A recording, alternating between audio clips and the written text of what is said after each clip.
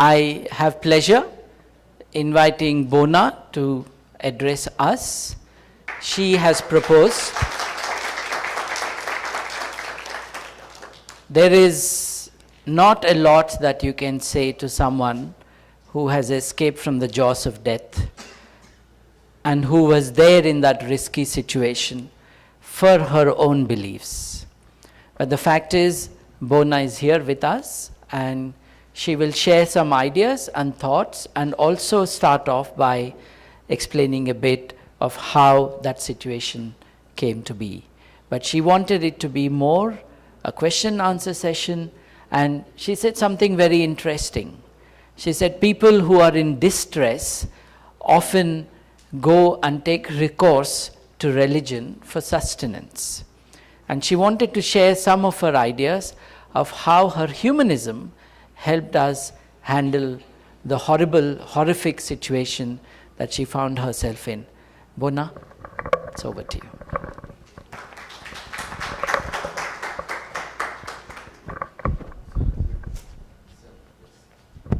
Hi, it's already pretty late, and you guys have been so patient. I was telling Shuzata that you guys have to be very, very patient. Most probably Bangladeshis wouldn't have sit here for this long listening to everything.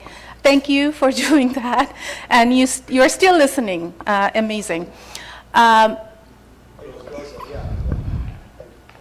Okay, I always thought I speak very loud, but okay, it's pretty late. You have been sitting here for a while, so I'm thinking, I don't want to talk at a stretch.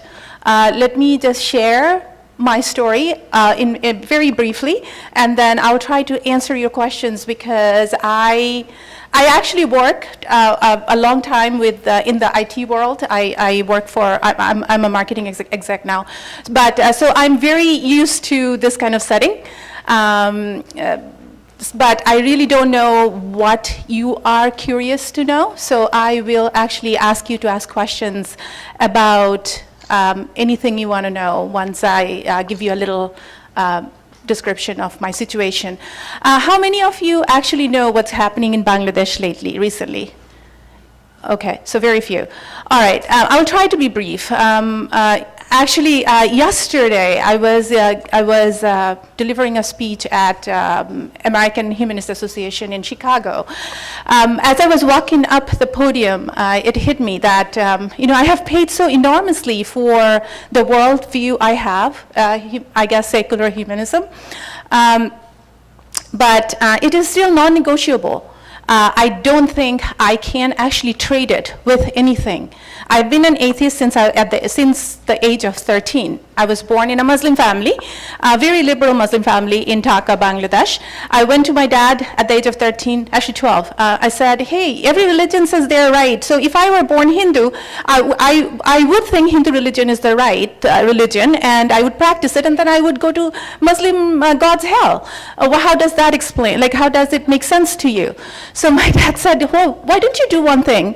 Why don't you go read the scriptures and see if it makes sense to you? I did for a year, and whatever I understood at the age of 13, I question it now, but I went back to him and said, all of these sound to be fairy tales. And my dad said, is that what you want to believe? Okay, go ahead. And that was the end of the religion education or anything else in my family. But anyway,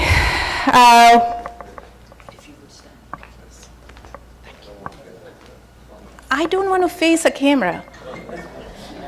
Okay. So Dr. Avijit Roy was my husband, partner in crime, my best friend. We wrote together, we fought together. Actually, we used to fight over philosophical, intellectual things so much that our 10-year-old who understands Bengali to a certain point, comes to us one day and goes, oh, these are all philosophical arguments you guys have. All this time I thought you have a bad marriage. So that's how it was. So I didn't only lose my husband, I lost my best friend, lost my partner. We were visiting Bangladesh last year, actually, to be exact, in middle of February 2015, for a book signing event. There is, I don't know if you guys know, there is a 1 month long book fair in Bangladesh to commemorate the International Language Day. I'll come to that a little later. So, and normally book publishers publish a lot of books at that time. Abhijit published 2 books last year. We were there for the book signing event. And one day, I think that was the 5th or 6th day we went to the book fair, we were returning to our car, which was not even a quarter mile away. We were walking, thousands of people, well-lit, book fair, 8 o'clock in the evening. We were walking towards our car from the book fair. We were attacked by the Islamic militants from the back. I do not have any memory of the attack. I have seen gruesome pictures. If you just do a search on internet, you will see all kinds of gruesome pictures, me pleading for help. There were like hundreds and hundreds of people. Nobody came to help. In Bangladesh, situation is pretty, it has come to a point when people are scared because the corruption, crime is so bad that if you come to rescue someone, you might be plotted as one of the criminals, and then the police is going to ask for a bribe to let you go. So people are very, very scared. And then a young photographer, 18, 19 years old, came to rescue us, took us to the hospital. The first memory I have is I was in a 3-wheeler auto rickshaw or something, and I had something very, very hard on my lap. I was soaked in blood. I know now that was Abhijit's head, and I had 2 unknown guys taking us somewhere, and I'm asking, where are you taking me? Are you going to kill me? Then we were taken to the hospital. Abhijit died there half an hour later. I had 4 head wounds, 4 machete wounds, 6 to 7 inches, and sliced off thumb. My fingers, most of my fingers don't work because I think I grabbed the machetes with both hands. So I had to go through like hours and hours of surgery to repair the nerves and arteries of the fingers. I was in the ICU for 4 days. And on the 4th day, I was brought into the Mayo Clinic in Minnesota by FBI and US Embassy. My family lives in Minneapolis, my parents, my 2 sisters. So we have been living in Atlanta for the last 16 years. I actually left Bangladesh right after my high school. So I've been here most of my adult life. I met Abhijit over the blog, Muktamona, that Babu mentioned. The first free-thinking blogs for free-thinkers, secular humanists in Bengali language in both sides of India and Bangladesh. And in 2001, I met him in 2002. I actually wrote something there, and there were like hundreds of attacks on me on that blog. And I was like, oh my gosh, I don't have the time to respond to this. I went away. An hour later, I see a response from Abhijit Rai, like with a lot of reference and all that. So I called my friend up. I said, "Who's this guy? Who the hell is he?" And he goes, "Oh, he's the moderator. He's the founding moderator." I'm like, "How old is he?" So it started from there. So we started dating. We dated long distance from Atlanta to Singapore. We met for the first time on a blind date in Paris in 2002. And yes, a little too perfect. And then Abhijit moved here from Singapore. He was doing his PhD in Singapore in biomedical engineering, and he moved to Atlanta in 2006. So that's pretty much the story of our personal story. Now, you might ask now why we were attacked. So Abhijit and I both are atheists. We are secular humanists. we write in Bangla. We started writing in Bangla thinking there are a lot of people to write in English here, and but in Bengali to actually write about science and cutting edge scientific discoveries, concepts, basic concepts, philosophy, art, history. We need we need an opening, we need an internet platform to do that. So we started writing. Vijit wrote mainly about science. He has written books on physics, origin of life, science behind homosexuality, which Al-Qaeda always portrays that one of his biggest crimes. Then he actually has written 8 books, edited 2. And his recent books, the 2 books that we went to Bangladesh for, one was How the Universe Came to Be from Zero to the Universe, and also a literary book that's an interaction between Victoria Ocampo, the Argentinian feminist writer, and Rabindranath Tagore, the Nobel laureate Bengali poet. So, but the 2 books which actually created the uproar among the Islamic fundamentalists were the Philosophy of Disbelief and Virus of Faith. Those are the 2 books he wrote in, I think one in 2011, another one in 2013. He got some death threats, but we just thought, this is pretty common. These people, these lunatics on internet, they give threats like this, so we don't need to care about that. I wrote a book on evolution of life, along the path of evolution. We have written hundreds and hundreds of blogs in Bengali, some in English. You have to wonder that what Avijit hasn't written about. That was one of the biggest fights in our house with full-time jobs, and then having another more than a full-time job, writing almost until like 2 a.m., 3 a.m. Where is the time for anything else? I still remember all the fights that we used to have about that. It was a pretty delicate balance. So he wrote we stood up against all kinds of discrimination, tortures. We wrote about the fights the Palestinians are having, in Kashmir, what's going on, the discrimination and the tortures Bangladeshi government is doing in the hilly area, in hill tracts, in Chittagong area. He wrote against the Iraq war, the tortures in Abu Ghraib. So, he actually wrote intensively about women's rights. I used to call him that he is actually, he's more feminist than I was in certain cases. He was kind of like a militant feminist. So that was our crime. So that's why we were hacked.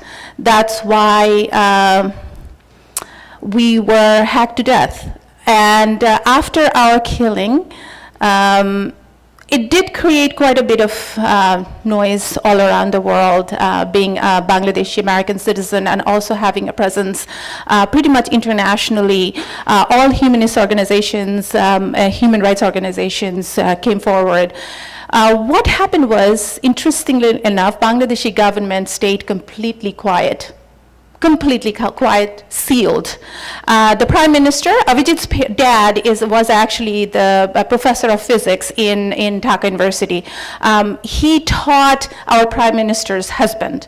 Our Prime Minister's husband was his student. So the Prime Minister, Sheikh Hasina, called him, Dr. Ajoy Roy, and expressed her sympathy and kept it secret so that press cannot know. It got leaked a few days later. Then the Islamic fundamentalists, the terrorists, vowed to kill one atheist blogger a month. And they actually kept their word. They killed another blogger. Then they killed Ananta Bijoy Das, who was also a fellow blogger. He started writing with us in Muktamona. He was much younger. He used to call me Didi. Then after the 4th killing in June or July, These guys, because it's the culture of impunity. If the government is staying quiet because they don't want to say anything, in case they kind of like, they didn't want to make the Islamic fundamentalists angry. This is a political thing. This is for the sake of votes. After the fourth killing, when these people actually dared walk into the 6th floor of the apartment and killed this guy, knocked on the door, walked in, put his wife and sister-in-law in a room, stabbed this blogger to death in his own apartment. That was last year, back in June. So then the Prime Minister was kind of forced to talk about it. She comes out, the Home Minister comes out, the head of police comes out. Their first statement was, we condemn these murders, we don't support this, but, there is always a but these people should be careful enough what they write about. We do not support hurting religion. Any kind of writing which actually causes like to hurt the religion, any religion, we will not support that. So pretty much they are saying, and there is no definition of hurting religion. What is hurting religion? You cannot actually put a definition for that. So they pretty much said that they are going to arrest people under a semi-blasphemy law. It's a very old British law. I don't know if you guys also have the same law. It's called ICT Act 57 in our country. And they revamped that. You would think the world is progressing. If you look at some of the things that happen in our countries, you would actually question that. In 2006, when we had more conservative government in power, they revamped the ICT Act and said if anybody hurts religious feelings, then you would be sentenced for 10 years. Then this government, which is supposed to be a secular government in Bangladesh, came to power. They actually made that 10 years 14 years, couple of years ago. They have arrested bloggers for hurting religious sentiment. They are systematically actually arresting people, closing down publishing publishing houses. They are arresting the publishers. Anyway, so that was happening in October. The Islamic terrorists walked into the offices of the two publishers, Avijit's book publishers, and hacked one to death. The other one nearly survived because he had two other writers in his office who fought for him as well, and all three got injured. So that's the situation in Bangladesh. The culture of impunity has gone to a level now that these Islamic fundamentalists are not only killing atheist bloggers or humanists, they are systematically killing progressive professors, homosexuals, Hindu minority priests, Buddhist monks, anybody who actually do not subscribe. Shiite, they have attacked Shiite mandirs, like Shiite temples. Whoever does not subscribe to their values, to their Islamic Wahhabi values, they are attacking and killing. In the month of April this year, last month? No, the month before, they killed, no, this is May. This is still May. Last month, they killed 6 people. 2 of them were gay rights activists who actually published the first gay magazine. They walked into his apartment, pretty secure apartment. 3 or 5 guys walked into that apartment, hacked these 2 people in front of a 90-year-old mother. So because they are they used to work for the U.S. Embassy, there has been a lot of noise about this. But interestingly enough, the U.S. ambassador came to CNN and praised Sheikh Hasina for fighting religious sentiments. So this marriage between politics and religion has been there for ever. As long as we can go back in written history, we will see that religion has been used against people, and politics has always used it as a weapon. And that is actually pretty much the situation in Bangladesh right now. But actually, this month, another drama is happening. A Hindu principal of high school got framed by the political mafia group in a suburb in Bangladesh, in Dhaka, and it said he actually insulted Islam. He actually said something. His name is, I think, Shanti Kumar or something. Kanti Kumar. He insulted a guy saying that your religion is bad or something like that. What he says he has never said. So the political mafia, the MP comes, made him, you know, when you hold your ear and sit down thing, I don't know how to say it in English. So they made the principal do that in front of everybody. And then the Islamic fundamentalist group, the party, actually came in and protested against his stance, and they are saying they will kill him. So government has actually given him protection, but we will still have to see what they do to the MP for doing that, because his life is in danger. He has 3 daughters who are in danger right now. There has been a systematic expulsion of Hindu minority groups from Bangladesh. We had 30% Hindus in Bangladesh. It's down to 9 or 10% right now. It's a pretty tough situation if you're a minority, if you are progressive, if you are gay, if you are, a progressive professor at school, at university, you are in danger in Bangladesh. Bangladeshi government keeps saying that there is no instance of ISIS or Al-Qaeda or international Islamic groups in Bangladesh, but Indian subcontinent Al-Qaeda has claimed responsibility for our case, for many other cases. ISIS has claimed responsibility, and ISIS's magazine Dabik has been featuring Bangladesh. But because think about it, it's a poor country with 90% Muslim population. Millions of kids were taught in madrasas. Rather than providing secular education, our government decided to, it's not all government-built madrasas, but there was an infusion of Saudi money. Millions and millions of dollars of Saudi money flew into these countries to establish madrasas. These people do not get any secular education. These people do not learn about anything else other than the Quran. And when they come out, they face this hard condition of unemployment and non-acceptance to the society. So it's a very good ground for, if I worked for ISIS or Al-Qaeda, I would have recruited from here, right? Think about the marketing strategy there. So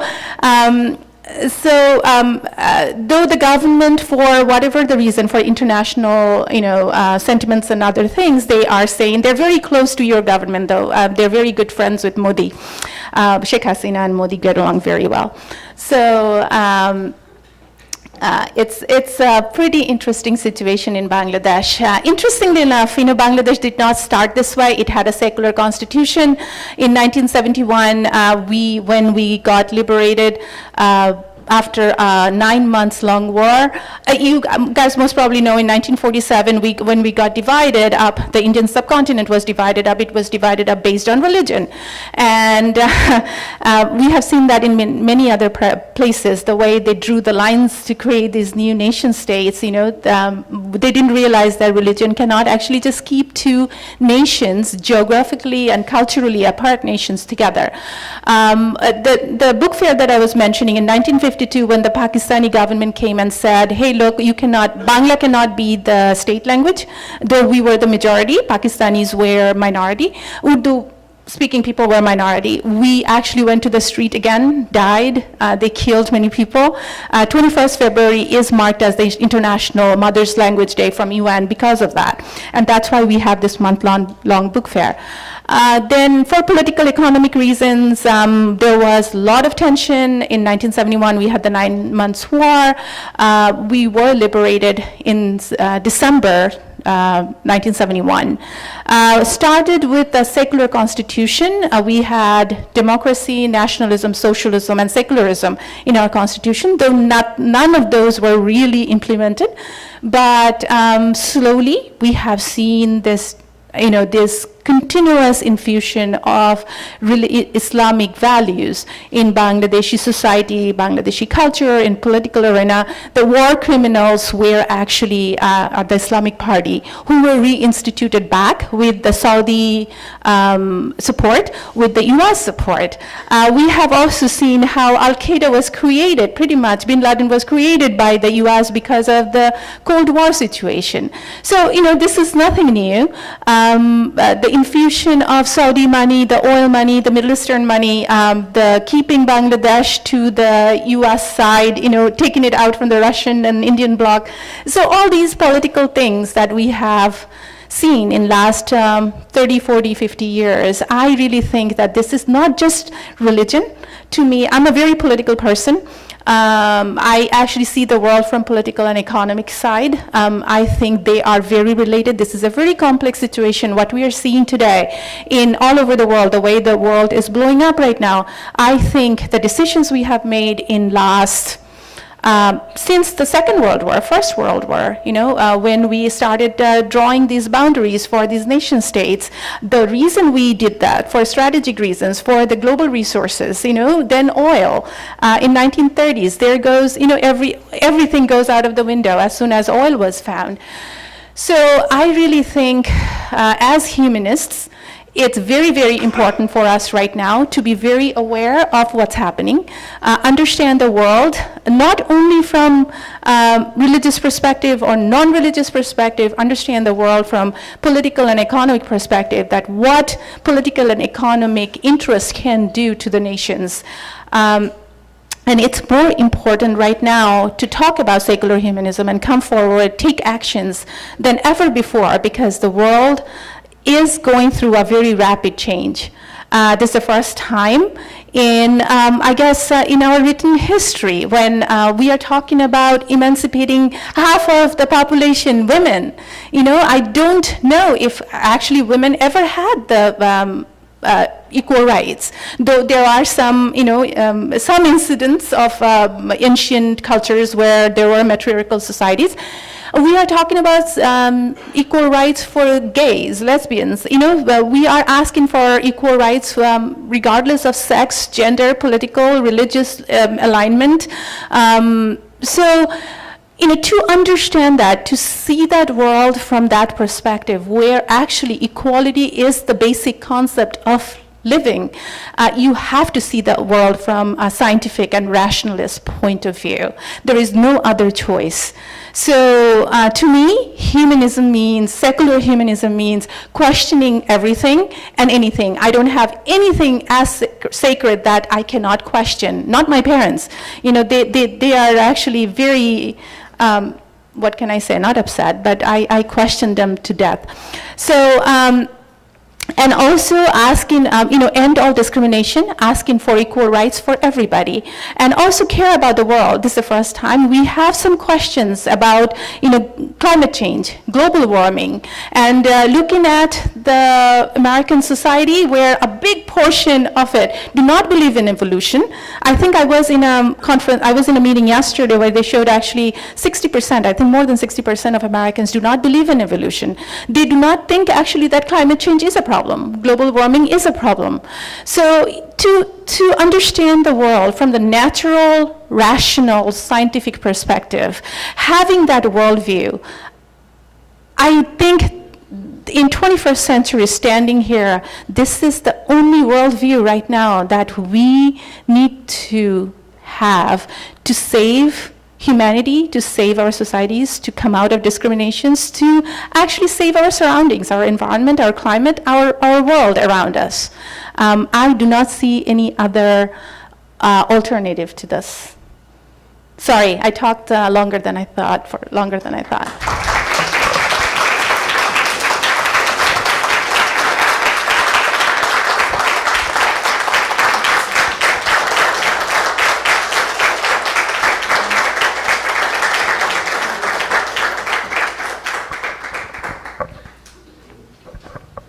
Bonya, I have a question.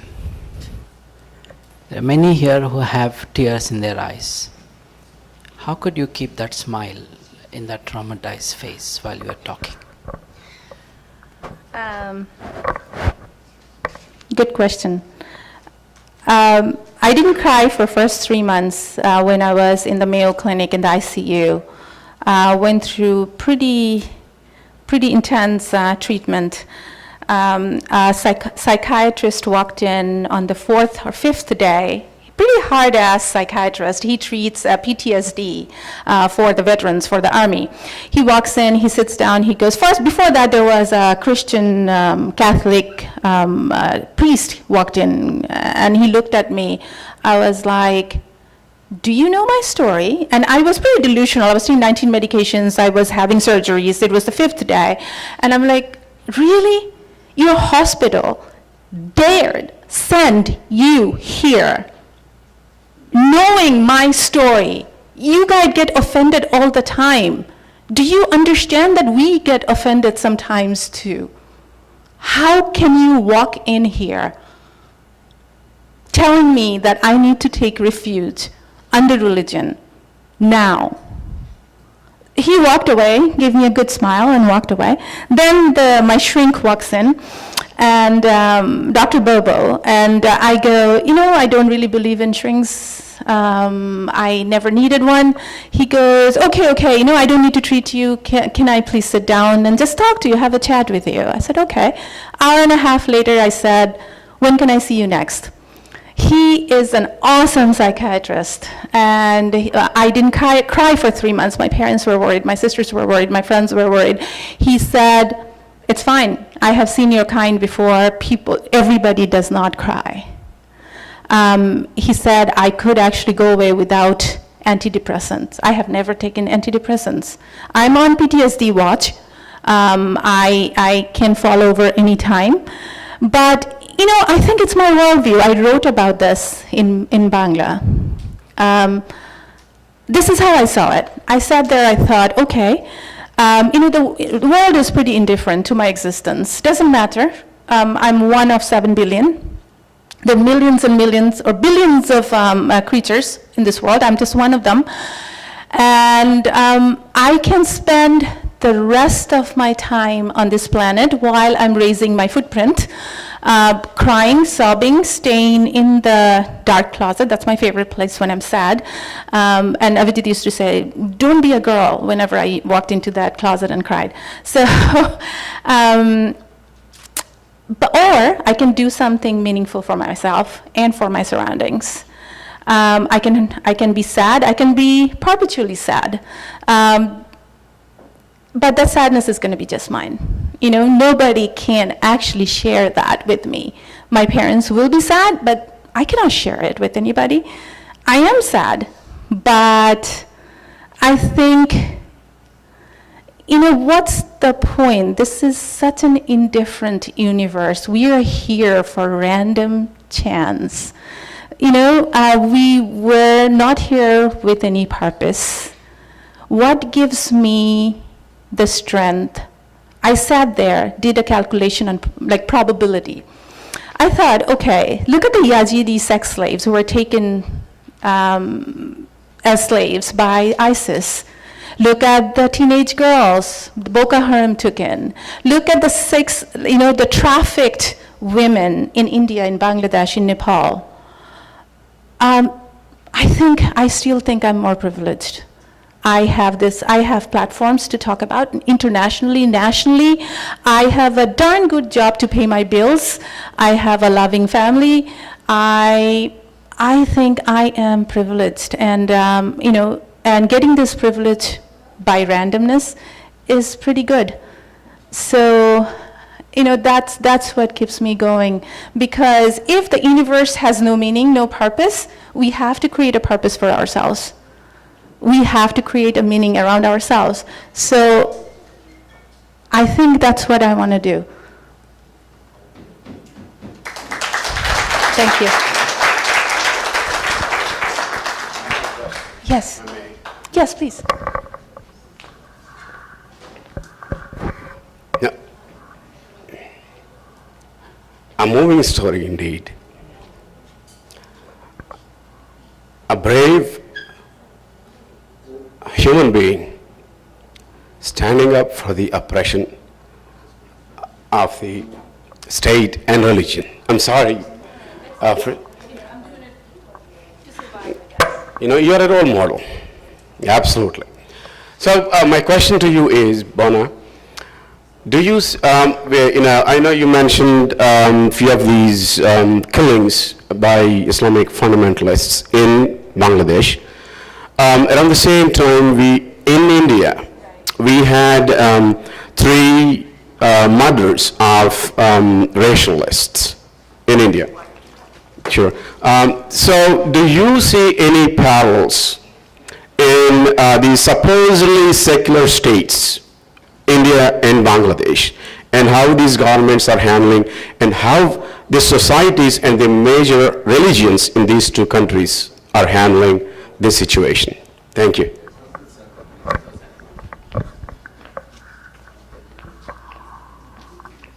Yes, I do. You know, the extent, the intensity could be different, but I do. And I also do see another thing. I think it's not only Bangladesh, it's not only India. The world is seeing, as a whole, is seeing a transformation. And again, going back to what I was saying, I think this is the aftermath of the many decisions we have made, politically, culturally, economically, religiously, we have made over the years that is actually blowing up right now. We are seeing a rise of religious fundamentalism all over the world. If you actually notice what's happening here in America as well, Trump could be our president very soon. So, I don't know which one is better though. So, yeah, we are going through a transition right now. Middle East is blowing up. Bangladesh, I don't know where we were going to end up. I hope that we revert back. We actually go back to our secular standings. I don't know if we can anymore. These are pretty deep, complex political and economic games going on with the availability of Islamism. It's very easy just to say, oh, hey, look, the problem is religion. And you know, if Islam changes, everything changes. It's not as easy as that. We have to understand historically what has happened and also economically the global economic policies we have taken for global consumerism, for capitalism, for all that. We need to actually understand that why we came here, how we came here. Actually, that's another reason I actually took a leave from my job, moved from Atlanta to UT Austin to do some research work with them on the rise of Islamism. So let's see where I get, like in a year or so.